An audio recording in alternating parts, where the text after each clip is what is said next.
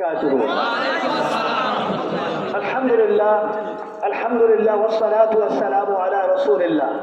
সম্মানিত ভাইরা, আপনারা গত আজকে বেলা 3টা থেকে শুরু করে ছোটবাড়িয়া ইউনিয়নের মোল্লার বাজার থেকে, বিশেষ করে এই খালগোড়া থেকেও যারা বাহিরচর এবং মোল্লার বাজারে গিয়ে আজকের এই পথসভা তথা র্যালিকে সফল করেছেন।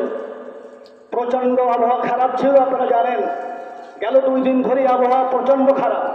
বিশেষ করে আজকে জুমার পরেও 2টা 2:30 পর্যন্ত 3টা পর্যন্ত বৈরী আবহাওয়া ছিল। এর মধ্যে কোনো অবস্থাতেই মুখ করার মতো কোনো পরিবেশ ছিল না। আমি সেক্রেটারি সাহেবকে বলেছিলাম, একটু ভেবে দেখুন, আলোচনা করুন যে কী অবস্থা হয়ে যায়, জনগণকে যেন কষ্ট করতে না হয়। সেজন্য প্রয়োজনে আমরা আবার পরামর্শ করে ভাইদেরকে একটু সংশোধনী দিতে চাই।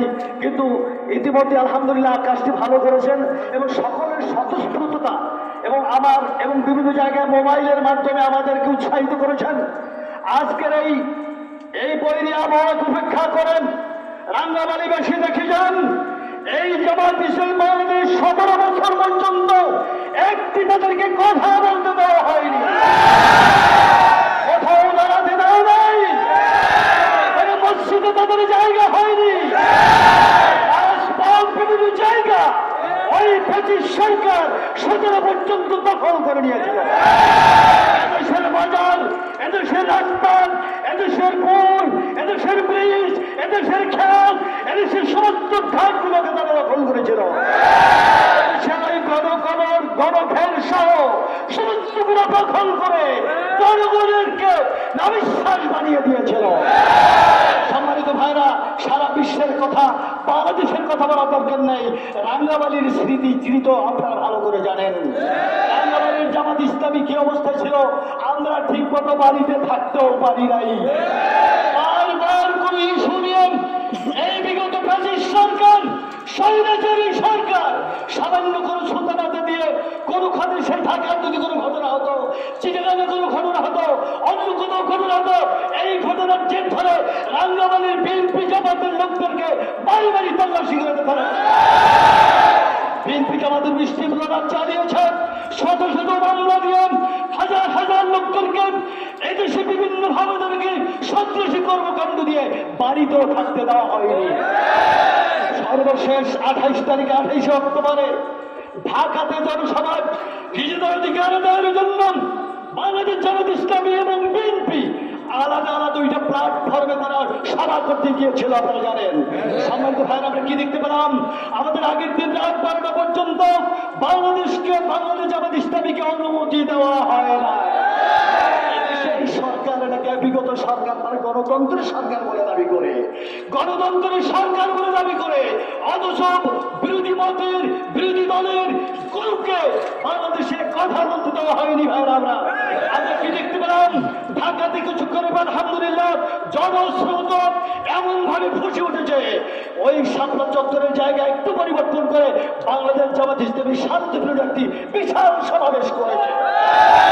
আমাদের ভাইরা বিএনপি তার বিপরীত জায়গায় আরেকটি সভাস্থলে দেন বাংলাদেশ সরকারের অনুমতি নিয়ে, মেট্রোপলিটনের অনুমতি নিয়ে তারা সভা করেছেন, সেখানে তাদেরকে সভা করতে দেওয়া হয়নি।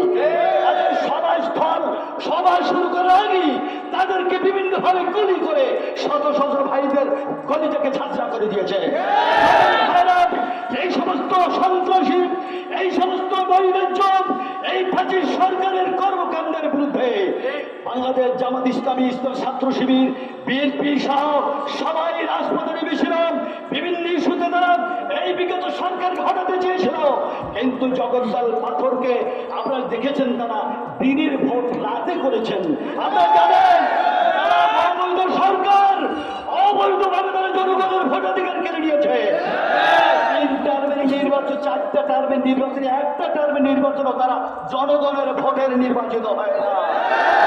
এই জন্য তারা বুঝতে পেরেছে, এমনকি ওবায়দুল কাদের বলেছে, যদি কোনো কায়দায় গণেশ উল্টে যায় তাহলে কমপক্ষে 50 লক্ষ লোক মারা যাবে বাংলাদেশে।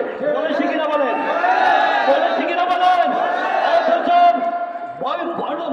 বৈষম্য বিরোধী ছাত্র আন্দোলন তারা স্বাধীনতা বিরোধী আন্দোলনের জন্য রাজপথে নেমে যখন এক দফা দাবিতে এসেছিলেন সরকার শেখ হাসিনা তুই কবে যাবি, এই দাবিতে যখন রাজাকার রাজাকার তুমি কে আমি কে রাজাকার রাজাকার এই রাজাকারের স্লোগান সামনে নিয়ে এই দেশের সরকার এই দেশ জনগণকে সব রাজাকার বানিয়ে দিয়েছে। এরপরে তারা বলতে বাধ্য হয়েছে তাই যদি হয় অপরাধ আমি কে তুমি কে রাজাকার রাজাকার কে বলেছে স্বৈরাচার স্বৈরাচার এই স্বৈরাচারকে পতন করার জন্য এদেশের সকল জনগণ সমস্ত ধর্ম মতের বিশেষে ওই ছাত্র ভাইয়েরা যারা বিশ্ববিদ্যালয় ভার্সিটিতে নেতৃত্ব দিয়েছে আবার ছোট ছোট মনোরাম সোনামণিরাম আগামী দিনের ভবিষ্যৎ আগামীর বাংলা করার জন্য সেই সমস্ত ভক্তরা যে সমস্ত আবু সাইদরা আন্দোলন করে ঐক্য যে জাতি গুলি বুক পেতে নিতে পারে যে জাতি গুলি ঝাঁকসা করে তারা পিছনে হাঁটতে পারে না সে জাতিকে কখনো দাবিয়ে রাখা যাবে না।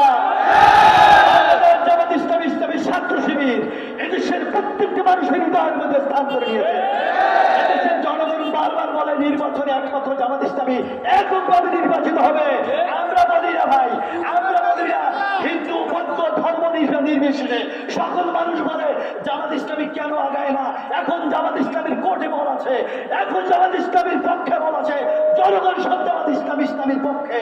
সম্মানিত ভাইরা আমরা স্মরণ করাতে চাই ওই সমস্ত মুগ্ধ ওই সমস্ত আবু সাইদ সহ অজানা অনেক লোক মারা গেছে ওদের রুহের মাগফিরাত কামনার জন্য যারা আহত হয়েছে তাদের সুস্থতা কামনায় মূলত আগামীকালের 72 জনসভা রাখা হয়েছে। আপনাদের সবাইকে কথার বাড়াবো না, আগামীকালের এই সভাকে সফল করার জন্য অনেক কথা আগামীকাল হবে ইনশাআল্লাহ। সরকারের অনেক গাড়ি আমরা ইনশাআল্লাহ জনগণের কাছে প্রকাশ করে দিব। এইবার উল্লাহ আমাদেরকে 28 তারিখে বাংলাদেশ জামাত ইসলামীকে নিষিদ্ধ করেছে, বেশি দিন লাগে নাই, এক সপ্তাহ আগেই বাংলাদেশ জামাত ইসলামী এদেশের জনগণকে সাথে নিয়ে আল্লাহ রাব্বুল আলামিনের কাছে বাড়িতে ওদেরকে দেশ থেকে নিষিদ্ধ করে দেওয়া হয়েছে। পালিয়ে গেলেন কেন? জনগণের হিসাব কত দিয়ে দেওয়া উচিত ছিল আপনাকে। ওই যে গণভবন বঙ্গভবনের থেকে কোটি কোটি টাকা আপনারা ভাগ বটোয়ারা করেছেন, এই দেশের টাকাগুলো বিদেশে পাচার করেছেন, সমস্ত ব্যাংকগুলোকে দৌড়িয়ে বানিয়ে দিয়েছেন। বিশেষ করে ইসলামী ব্যাংক বাংলাদেশ লিমিটেড এদেশের সবচেয়ে সেরা ব্যাংক, অথচ তাদের সকল বিভাগগুলো 82% ইসলামী ব্যাংকের সকল শেয়ারগুলা ওই বিগত সরকারের এস আলম গ্রুপ সবগুলো নিয়ে গেছে। বাংলাদেশ ইসলামী ছাত্র শিবির বাংলাদেশ জামাত ইসলামী আন্দোলন করে আলহামদুলিল্লাহ আবার সেই 5 তারিখে আবার বাংলাদেশ দ্বিতীয়বারের মতো স্বাধীন হয়েছে। এই স্বাধীনতার